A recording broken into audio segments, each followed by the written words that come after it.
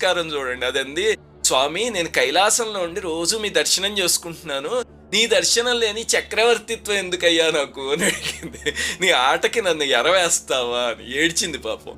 అప్పుడు ఆయన అన్నారు, నీ వల్ల జరగాల్సిన పని ఉంది, కిందకి వెళ్ళు అని. అప్పుడు కిందకొచ్చి ద్రవిడ దేశంలో ముచుకుందుడు అనే రాజు అయి పుట్టిందనమాట. ఒకసారి ఇంద్రుడికి యుద్ధంలో సహాయపడితే ఇంద్రుడు పైన స్వర్గానికి తీసుకెళ్లి నీకేం కావాలో అడుగు అని అడిగాడు. అప్పుడు ఆ రాజు కల్పవృక్షం, కామధేనువు ఇవేం అడగకుండా ఈ కింద శివలింగాన్ని ఇంద్రుడు పట్టుకుపోయాడు కదా, అది కావాలి అని అడిగాడు.